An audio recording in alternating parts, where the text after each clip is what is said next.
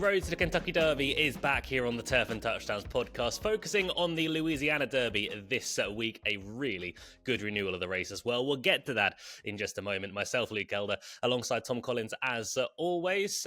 We're back among classier races today. Yeah, and this event, not only is it a good race this time around, but it has been a good race in terms of the Kentucky Derby in recent years. I mean, just to reel off a couple of the winners in the last 10 years, we've got Gun Runner in 2016, Gervin 2017, Hot Rod Charlie 2021, Epicenter 2022, Kings Barnes and Catching Freedom the last 2 years. This race generally produces quite a nice type, and hopefully we'll get that again. Absolutely. We hopefully have one or two useful sorts in here. The market is out. We'll get to that in just a moment. But breaking news for this week, Tom, on the Turf and Touchdowns podcast, NFL is back. Sunday. I'm going to say, actually, Sunday at 6 p.m. the video will be released, just because it makes sense. I better jot that down to make sure that we do put it out on time. But yes, Sunday 6 p.m. It went out at 7 p.m. in the end. But yeah, Sunday at 6 p.m. We will be releasing the first of the off-season NFL podcast. That'll be focusing on free agency. But back to horse racing with the Louisiana Derby. Just touching on last week with the Virginia Derby, I don't think we've seen a Kentucky Derby contender there. You do or don't? Sorry. Absolutely don't. 0%. I don't think there's even a runner in the race. Yeah, well, I think American Promise will probably go just purely because it's Dwayne Lucas. I don't think we'll see the winner either. It was actually a quick time, but the track at Colonial was just riding so quick throughout the whole meet. And yeah, the horses that we thought would be on the front end were on the front end, and they just stayed there. Nothing came from behind in that race. Unfortunately, my pick calling card was a non-runner. He is running this weekend instead. Rapture was just a complete no-show, but he was off the speed. He was. I hoped at one point he might get involved, but it didn't happen. And we move on. The international market is released nice and early, actually, for Louisiana Derby. John Hancock's 5-2, Built is 4-1, Instant Replay 13-2, 7-1 Chunk of Gold, Caldera at 8-1, 9-1 Vassimo, who we spoke about already on podcast in times gone by. Hypnus is 11-1, Tistastic at 14s, 18-1 Yinza, Furio is at 20-1. For me, in this race, there were three that stood out as horses against the field. I'm delighted that you've gone for the other one of those at bigger prices. I've taken one, and the other one is John Hancock. So we'll start with John Hancock, who we spoke about. He did us a good turn down at Tampa last time around. I just worry in a race like this, he still does so much wrong. He's only ran twice. He's meant to do things wrong. He's a very lightly raced individual. On debut, he looked very good when winning down at Tampa. He won there again last time around in the Sam F. Davis. He beat Owen Almighty. That form is very strong. I just think things went right for him, but like I say, he did so much wrong that he can't do in this race. Yeah, well, he's an interesting horse and he deserves to be favourite. I think 5-2 is probably accurate, albeit the morning line says 7-2. Maybe if you like John Hancock, you were hoping the international market would go a little bit bigger on the opening show, but 5-2 seems very fair. When you've got Brad Cox and Flavian Pratt and an unbeaten horse, you're never going to get good odds. That's just not going to happen. So with John Hancock, he is the right favourite. That debut, I'm still not convinced it was a good race at all, and I don't know why he was only sent off 8-5. The subsequent performances from the horses in behind him have seen just one win from 12 starts, so it wasn't a very good maiden. But he did come out in the Sam F. Davis, as you say, and beat Owen Almighty, who's going to be targeting the Bluegrass next en route to the Kentucky Derby. So that, taking his scalp is no mean feat. He draws inside, though. He draws gate one here. There's other speed in the race. Yinza and Furio are just two other horses that want to push forward. I imagine they're going to try and get to the lead on John Hancock, try to take advantage of that rail post. And if that's the case, then they may go too hard up top. But he is the horse to beat, considering that profile right now. Yeah, we touch as well on Owen Almighty and the form lines with John Hancock. Owen Almighty's come out and won the Tampa Bay Derby since. I feel like that race is a good race disguised as a bad one, in a sense that no one was ready for it. Patch Adams ran terribly. Chancellor McPatrick and Hill rode they should both improve for the run. And then you've got Owen Almighty, who suddenly looked like a superstar that day. I just wouldn't get carried away with that form connected to John Hancock. No, I completely agree. As you say, the two Chad Brown trainees were only said to be around 80% fit, and Patch Adams just has been very disappointing. Also, the way that Red Ortiz rode Owen Almighty that day, off that first bend, just veering out into the middle of the track to hamper Patch Adams, It was canny. The horse is a sprinter. He was stepping up in distance. They walked up top. He got unchallenged and he sprinted away from them. As you say, he might be an okay horse, but that form, I think, has been blown out of proportion a touch. A horse that we kind of mentioned in passing last week was Caldera. We mentioned Caldera because in the Sunderland Park Derby, managed to finish second behind Getaway Car, who ran pretty poorly last week, honestly, in the Virginia Derby. I get the angle into Caldera running well in this spot, but I think he's going to have to improve so much. I think he's going to be a wise guy horse. I think he's going to take a lot of money, despite the fact he hasn't actually shown reason to take that money. When he won his maiden at Oaklawn in January, he did produce quite a big figure, and then he came back in that Sunderland Park Derby, and he ran okay to run second. People in America who like thorograph readings, you won't get many of those in the UK, but some people in America do. He ran a 5, which suggests that he covered a lot more ground than he had to in that contest and still only got beaten just by Getaway Car. But as you say, that performance from Baffert's runner last week was a shambles at short price. Not that we didn't expect it. We kind of said that might be the case, but when a horse is odds on, you do expect them to go a little bit closer than Getaway Car did. And that has let down Caldera's form. Nevertheless, he represents True Connections, and I wouldn't be surprised if he placed in this race, but he's not for me at the prices. Yeah, I completely agree. He's a fine price. He's currently 8-1, but it's not big enough for me to be interested in him as a betting proposition. Bill might be a better alternative for you in the race, albeit he's half the price at 4-1. Bill is a horse that honestly hasn't really done a great deal wrong so far this season. Obviously, we spoke about him at length when he finished second in the Lecomte to Disco Time when we put up the 1-2. He came out and I know the Lecomte was a slow time. The figures weren't great, but he ran in the Risen Star, finished third in that, and honestly, that wasn't a bad run at all. No, he probably actually fared best to the horses that we thought would be towards the 4 in that race, but he just bumped into a beast effort from Magnitude, who's unfortunately been ruled out for the remainder of the year. He's been beaten twice in Kentucky Derby trials.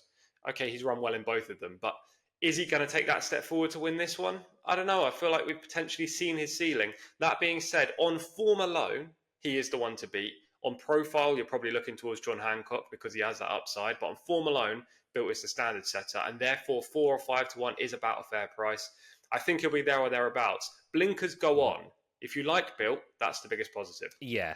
Again, I think he has to take a step forward. He's a lot like Caldera for me in a sense that we've seen lots of him.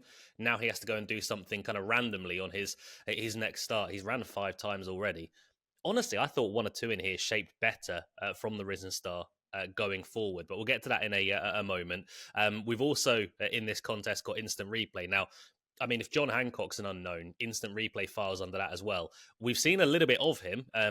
We've seen tons of him, in fact, but randomly last time round, he took a big step forward and posted his first big speed figure, and he beat Furio as well, who comes back and returns in here.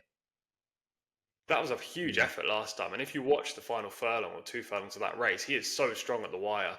I think this distance will definitely suit instant replay. Obviously, when it's Brad Cox, you've got to give a horse a second look. Florence Roux takes the ride. Now, there are 2 negatives to this horse. 1, he draws an outside post, and he's probably going to be held up. So that could mean he has a wide trip. And 2, and this is the most interesting factor here, Connections were willing to lose him last year. He ran in 2 maiden claimers. And he won one of them and lost the other, and has now subsequently become this Kentucky Derby type of horse. I don't know about that. Yeah, it seems like why not? We'll give it a go. He represents Fancy Connections, but at 13-2, for me, he can win at that sort of price. But before we get into our selections, Vassimo, he just looked quite slow last time around, honestly. If he can sort out the first half of his race, he's a contender in this, but again, he did a lot wrong, kind of the opposite that John Hancock does. Yeah, I didn't like the performance, to be honest. The first 2 outings looked good, but then last time he was very disappointing. Also, that maiden victory over Rapture could have received a boost last week. It didn't.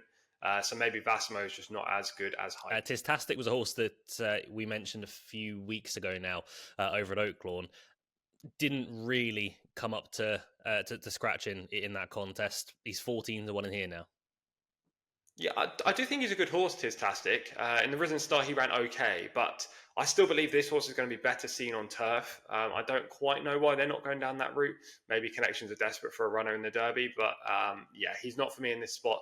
I think he's a player. I don't think you can completely rule him out, but equally, there are at least 3 or 4 in here with stronger claims than him. You just made the mistake that I was trying desperately not to make. He What ran was in the that? Rebel. Ah, Literally, the Rebel. Yeah, I was sorry. talking about. I was like, shoot, what horse did this, or what race did this run in? I was like, I can't remember, but it was the Rebel. Delighted that I sort of laid down the leaves over a big hole and. Let's go into our selections, because if you're ticking off the horses so far in the race card, you will know who our selections are because there's only really two of them left. But if you aren't, and you're just sat there in a confused state, thinking, well, which of these horses that they've kind of shunned do they like? None of them. We're both going for horses at big prices. You're the biggest price at the moment, so I will let you go first, Tom. Yeah, I'm going to take Hypnus in here for Ken McPeak and Brian Hernandez Jr. Represents the same owners as Torpedo Anna, so these connections know what it's like to run in these trials and then go to the big day at Churchill. This horse is 10 to 1 on the morning line. I think he's 11 to 1 in the Yeah. international market, which is just way too big. I'm more than willing to take that each way. As we've talked about all the others, there have been negatives along the way, whether that be the pace, the draw, whether the horse is good enough, recent efforts, or even just form not being given boosts in recent days. But with Hypnus, I think there's as much upside as there is with John Hancock, but he's 11 to 1, whereas John Hancock's 5 to 2. Hypnus on the debut was super impressive. He beat a horse called Cromwell that I think is very good. Unfortunately, he's not yet won a maiden, but I'm sure he will for Sherry DeVoe. And he came through with a big late surge that day, suggesting stamina was his strong suit. Then he came back in the Rebel, and he just got a torrid trip. He was held up, which was fine because they went a fast gallop up top, and then he went to make a move at the top of the turn, coming off the turn, sorry, into the home straight, and he just got shunned behind horses. And then he went inside, he got stymied again, and then finally he got a gap, but it was all too late. There was only a furlong left to run, and he just wasn't ridden to get make any progress at that point of the race. It was already over. So I think there's still a lot of upside to Hypnus, and I'm just really surprised at the price. I don't mind the draw either. Being pitched wide is obviously not ideal, but equally he is a closer, and with the early pace likely inside here and from the middle, maybe he can slot in. So I'll take an 11 to 1 shot in Hypnus here. I like Hypnus. He was absolutely on my shortlist of horses to take out of the Rebel. I still think at the moment, obviously, there's so much more to come, and the Florida Derby, when that comes around, that will blow the race out of the water. But for now, I think the Rebel is the best Kentucky Derby trial that we've seen. In terms of amount of horses that have a chance going towards Churchill, or in terms of the top two or so in the race? Both, honestly. Interesting. Both. So you're a Cole Battle fan, are you? No. Weirdly, no.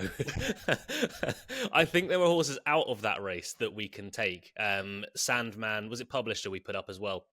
I don't think Publisher's a Kentucky Derby contender, but it wouldn't shock me if he were to go and win a Derby trial. But for the moment, I think that's the strongest of races. But like I say, when the Florida Derby comes around, that will just blow that out of the water because that looks like being a mini Kentucky Derby, honestly. If you go in towards that needing to win to get to Churchill, go somewhere else because you're not going to be relying on that.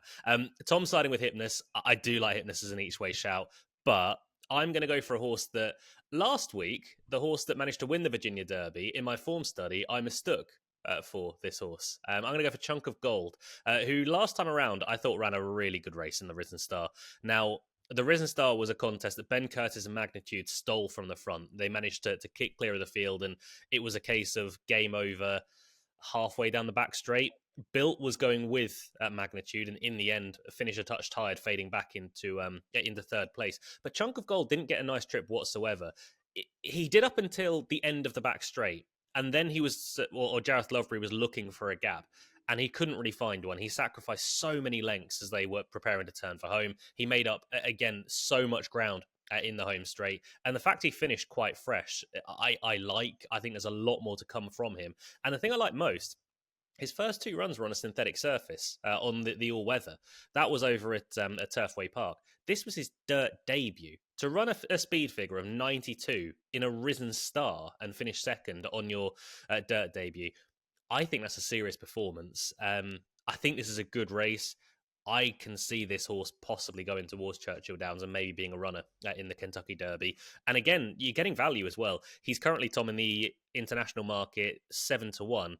Honestly, I think both of ours are really overpriced. It genuinely wouldn't shock me if we were looking at a massive price forecast that was live. It would be very good if we could do that. I mean, we've had a very good 2025 in terms of winners and forecasts, to be fair, in these horse races.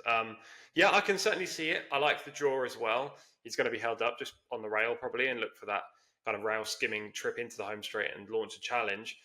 I have one negative for you. How do you feel about trainer form? Not great, but with Chunk of Gold at least, I prefer focusing on individual horses when a trainer's out of form rather than the trainer as a whole. Just over a month ago, Chunk of Gold ran very well. His works have still been good. So it's more I address horses individually. One thing I find, and one thing I've learned about being in horse racing, a trainer can be out of form, yes, but there's so many different assets they've got in a stable or in a barn. I remember talking to Josh Moore a few years ago, and the Moore team were, this is in England, the Moore team were horribly out of form. And he goes, well, yeah, but the top barn are running well. And they're effectively in a completely different yard. So it's something, when a trainer's out of form, I don't just blanket all of them. I try and take horses in their own ranks, if that makes sense. Okay, yeah, it makes sense. The only reason I brought that was that trainer Ethan West, who does train Chunk of Gold, hasn't had a winner since the 16th of Jan, so over 2 months. But I suppose if you don't really factor that in as a huge problem, then he's got a big chance. Yeah, Chunk of Gold currently 7-1 at the moment. Give me the 1, 2, 3 just quickly while we're here. I'll take Hypnos on top, obviously. John Hancock second, and Built third. I'll go Chunk of Gold, John Hancock, and Hypnos. I think Built bombs out here. I think Built is about 7th. Oh, really? Don't like Built. Just don't like him. Don't like him. Can't wait for him to absolutely bolt up now over at the fairgrounds in the Louisiana Derby. They are our selections for this week on the horse racing front. Like I say, we do have an NFL podcast as well, which we are about to go and preview right now. I'll have a hat on. Tom will have a different shirt on. We're going to mix things up. We don't want to come across dirty, but that will be released on Sunday at 6 p.m. UK time. Remember to leave a comment, leave a like down below as well. And if you aren't subscribed, please do subscribe. It very much helps out our channel. We will see you on the NFL podcast later this week. Until then, stay safe, look after one another. Goodbye.